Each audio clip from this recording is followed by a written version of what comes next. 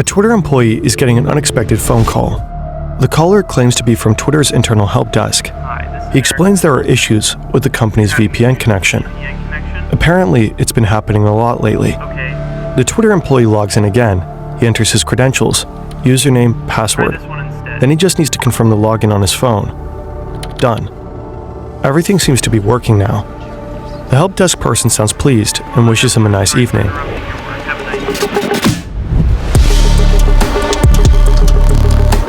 Graham hangs up. He cannot believe how easy that was. He doesn't work for the help desk, and definitely not for Twitter. He's 17, drives a white BMW, has a high-end gaming setup, and wears a Rolex covered in gemstones. He's pulled off a few scams before, but this one will be the biggest hack of his life, by far. Graham is about to drag the Twitter team into a nerve-wracking game of cat and mouse. With a small crew, he'll hijack the accounts of some of the most famous people on the planet. Bill Gates, Jeff Bezos, Joe Biden, Barack Obama, Kanye West, Mr. Beast. He'll even break into the account of the man who just a few years later will end up buying Twitter. By the time it's all over, Graham will be sitting on a stash of Bitcoin, and it will all go down in just over 24 hours. This is the wild story of the biggest hack in Twitter's history. A fake tweet. Be a major security breach at Twitter. With ties to a Florida. Responds to the most high-profile hack in Twitter history. It's 2016. A 13-year-old kid is sitting in his bedroom in Tampa, Florida, playing Minecraft. His name is Graham Ivan Clark. He's playing Minecraft in hardcore mode, one death and it's game over. On YouTube, Graham goes by the name Open. In his videos, he talks about being homeschooled and how he doesn't have many friends. His parents split up when he was 7. He's raised by his mom along with his sister. Minecraft is his escape, a way to get away from real life. It doesn't take long for Graham to start bending the rules. This video is about a scammer, a liar, and just someone that is pretty scummy. You guys probably know him already. It's Open. Graham, aka Open, makes money selling rare Minecraft skins and flashy usernames. The catch, he never actually delivers them. According to him, by 2017, he's pulling $5,000 a month. He's only 14. But scamming a few Minecraft noobs isn't enough for him. He wants more. In 2018, Graham starts getting interested in crypto and stumbles across a forum called OG Users. OG Users is a shady corner of the internet. It's a forum to discuss and buy rare online usernames. It's crawling with hackers and scammers. They trade stolen or hacked online accounts. For $1,500, you could buy the late XXXTentacion's old Minecraft account or get a clean Twitter handle, like @Beers. Graham signs up under the name Graham $, and gets banned just 4 days later. Again, he took money, but never delivered. But in his few days on the forum, something else grabbed his attention. A new kind of scam. SIM swapping. An AT&T store in the center of Boston. Tech investor Greg Bennett has a problem. He's lost his phone. Luckily, the store rep can help. In cases like this, mobile carriers can transfer your number from the lost SIM card to a new one. All Greg has to do is show some ID, and the process gets started. It takes a little while though, so the man leaves the store while it's being handled. The only thing is that man wasn't Greg Bennett, not even close. And so it looks like somebody walked into a store and said they were me to an employee who was a collaborator, then swap out give them a phone with a new SIM card, and then wiped out my SIM card in that process. This is the real Greg Bennett. He shared his story on the Cybercrime Magazine podcast, and his case is by far not the only one. Most of the time, the scammers don't even have to walk into a store. They just call the mobile provider's customer service line, pretend to be someone else, and talk their way in. The next day, the real Greg Bennett is at home in Seattle, sitting with his son, talking business, when suddenly his phone stops working. There's no cell signal, no nothing. And I notice also that I'm having trouble. I'm working on trying to get into my email accounts, and I can't get into my email accounts either. So I'm now thinking very bad things. While Bennett's on the phone with AT&T trying to figure out what's going on, the scammers have already taken over his phone number. Since two-factor authentication is often tied to a phone number, getting access to that number means getting access to all other accounts. All these folks have to do is use your email address to try to log on to these accounts and then say, forgot password. So then the password resets. It's sent to your text, which is now controlled by another phone that you don't have. So the fraudsters now have access to his emails, his bank accounts, and his crypto accounts. 164 Bitcoin gets stolen from Bennett's wallet. Back then, they were worth around $856,000. Today, it would be well over $10 million. Authorities were able to recover 100 of the stolen Bitcoin, but 64 are still missing to this day. Maybe there were multiple people involved, but in the end, only one suspect was ever identified. It was a 17-year-old with an accomplice who was very good on a computer, and they were actually very good, very efficient. I got to give them some credit for how good they were. Because the suspect was still a minor at the time, he wasn't arrested, but there is evidence pointing to the teenage hacker behind the attack.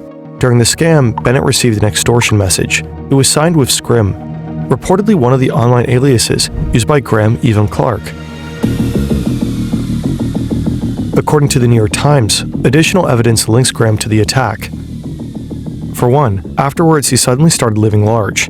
He moved into his own apartment, bought a BMW and a Rolex.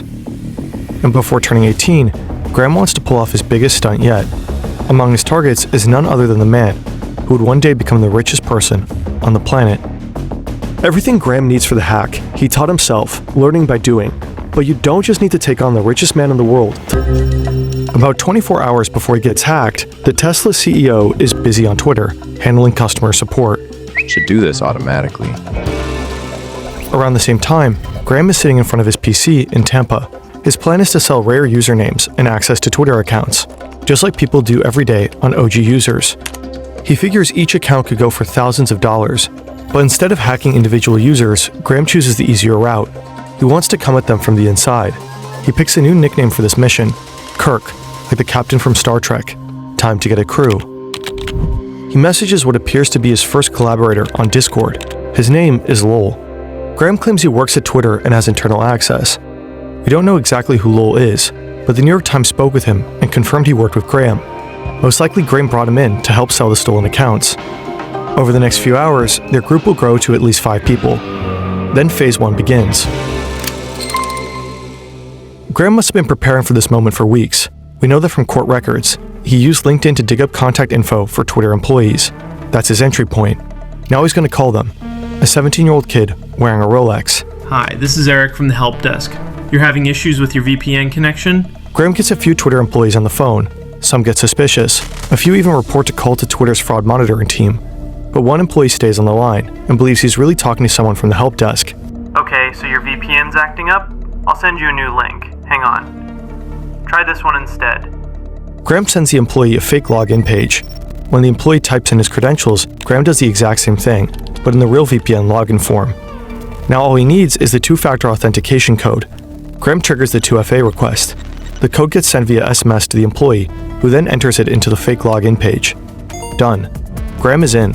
Phase 1 is underway. Through the VPN connection, he's essentially inside the Twitter employee's computer. The question now, how does he get to the back end? The place where he can reset access to individual Twitter accounts. Graham starts poking around, but it turns out this particular employee doesn't have the right permissions. From here, Graham can't access account credentials. So Graham digs deeper into Twitter's internal network. He's trying to understand the system, reading through countless internal messages. There has to be something useful here. Then, jackpot. He finds the login details for someone in Twitter's legal department. That's his way in. The legal department has deep access, and now so does Graham. With just a few clicks, he can now take over any Twitter account he wants. It's simple. Change the registered email to his own, or to the buyer's. Set a new password. Done. Now Graham needs buyers. Phase 2 begins. But there's a problem. Graham's reputation on OG users, the perfect marketplace for rare handles, is trash. No one's going to buy anything from him. So he needs middlemen, dealers. Lowell has been on board since yesterday. Today, Chausha joins the crew. Chausha is 19 years old and lives on the south coast of England. His real name is Mason Shepard. Not long after, Rolex signs on. He's 22, from Orlando, Florida. His real name is Nima Fazeli. Graham probably doesn't tell either of them the full story. He claims, just like he told Lowell, that he works for Twitter, maybe to gain their trust. Because unlike Graham, both Chausha and Rolex have solid reputations on OG users.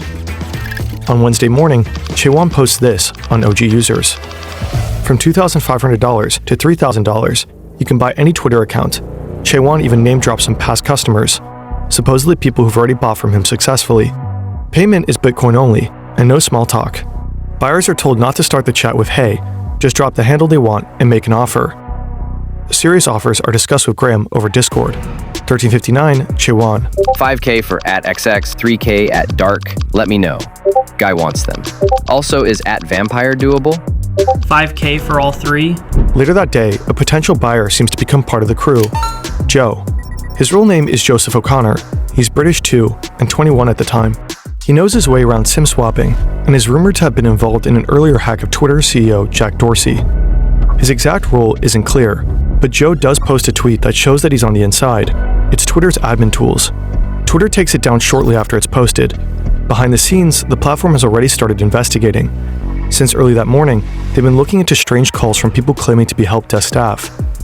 By now, suspicious login attempts are piling up. It's becoming clear this wasn't just a prank call. Someone is deep inside the system. For Graham, the clock is ticking. It's only a matter of time before Twitter catches on and shuts him out. So he comes up with an idea, a way to squeeze even more money out of the hack. Enter Phase 3. Graham sets his sights on the crypto community. By mid-2020, the economy is in freefall because of the COVID pandemic. Stock markets are down, and so is crypto. Cryptocurrency's plunging right. So Graham launches a website, cryptoforhealth.com. To help people in these hard times, he makes an irresistible promise. Send Bitcoin to his wallet, and Crypto for Health will send back double, just like that. His new plan is simple: convince people to send him money voluntarily. Now he just has to promote the platform, and he has the best tool to do so. Graham gains access to the accounts of several crypto influencers and platforms. The first tweet goes out from the account Angelo BTC, then come at least 10 more, all from well-known names in the crypto space. For the next 2 hours, he tweets almost non-stop from major crypto companies' accounts: Binance, Gemini, Coinbase, Ripple, and more. Then at 4:15 p.m., he takes it to the next level. Graham stops using the Crypto for Health link. Now he tweets his Bitcoin address directly. He wants more reach, so he leaves the crypto space behind and targets one of the biggest influencers on Twitter. At exactly 4:17 p.m., Musk's account tweets that he wants to give back to his 37 million followers in the spirit of COVID relief. But Graham doesn't stop there. Next up, Bill Gates, with over 50 million followers. Then Kanye West, 30 million. Jeff Bezos, Mr. Beast, Barack Obama, Joe Biden. Even corporations like Apple and Uber. In total, Graham breaches over 130 Twitter accounts, blasting his crypto scam from 45 of them. Millions see the messages. So do the Twitter employees. Security incident impacting accounts on Twitter. We are investigating and taking steps to fix it. We will update everyone shortly. Graham tweets, Twitter deletes, and with every passing minute, Graham's Bitcoin wallet grows fatter. Most people see through the scam, but many others fall for it. To stretch the reach even further, Graham reposts from the same accounts multiple times. The last tweet goes out from Kim Kardashian's account. Meanwhile, the others in his crew are still selling usernames for a few $1,000s each. I put 1K minimum. Let's say that's for non-OG. 2.5K minimum for OG. 1K min for all is fine. He said he'll do those for 20. Sounds good. You can trust me by now. I need email for all. 22K including criminal? Okay. Send me full list of emails, and the 22K to my addy. But these will be the last sales they make. Twitter is finally about to shut the whole thing down.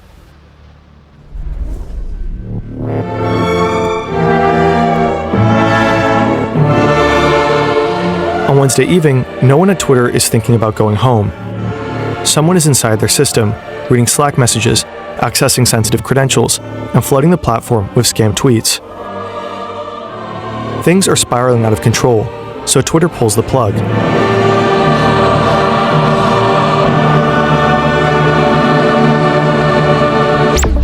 You may be unable to tweet or reset your password while we review and address this incident. The platform limits core functionality across the board. Many verified accounts can't post. They can't change passwords. Every account that had changed its password in the last 30 days is locked out as well. Twitter is trying to cut the attackers off completely. And it works. Graham can no longer change passwords, sell usernames, or push his crypto scam. Internally, Twitter starts killing all active VPN sessions, one by one. Every employee is forced offline, including Graham. The hack is over, and slowly a full picture of the fallout begins to emerge. In the scramble, Twitter didn't just silence celebrities, They also locked out news outlets and even the National Weather Service, which missed posting a tornado warning. By late that night, many accounts started working again, but some will stay offline for longer. Elon won't post for 3 days, highly unusual. On the other side of the world in England, Chausha wakes up. So what's been Twitter's response? All verified accounts, locked in Give us more details on how this... It's likely the first time he realizes the full scale of what just happened. The others probably feel the same, except for Lowell, who had already started getting suspicious of Graham earlier in the day. Later that night, Chausha sends him a disappointed DM. I'm not sad, more just annoyed. I mean, he only made 20 Bitcoin. Graham reportedly walked away with up to $180,000. Authorities alerted major crypto platforms. They blocked the wallets tied to Graham, preventing an estimated $1.5 million in additional planned transactions. Tracking the attackers down doesn't take long. Chausha and Rolex are traced via OG users, linked emails on their crypto accounts, and matching IP addresses.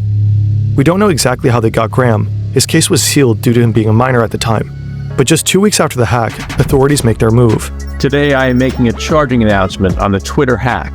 The first defendant is Mason Shepard, also known as Chausha, age 19, of Bognor Regis in the United Kingdom. The second defendant is Nima Fazeli, also known as Rolex, age 22, of Orlando, Florida.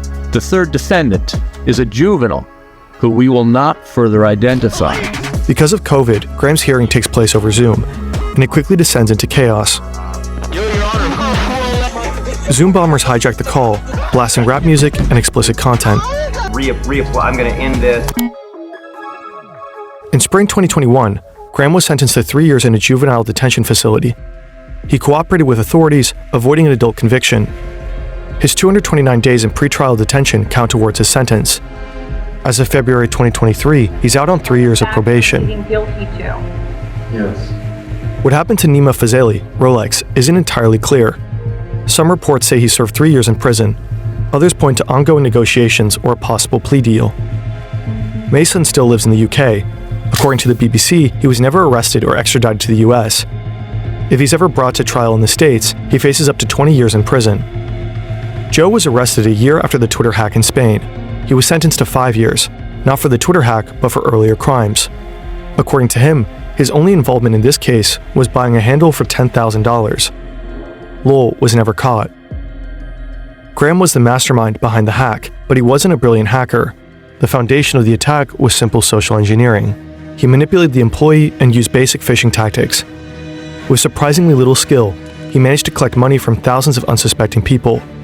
Had authorities not acted so quickly, he could have stolen much more. His posts reached millions. Without fully realizing it, Graham held something incredibly powerful in his hands. Massive reach on a platform that plays a major role in shaping public discourse. Today, more than ever. Definitely something that shouldn't be abused.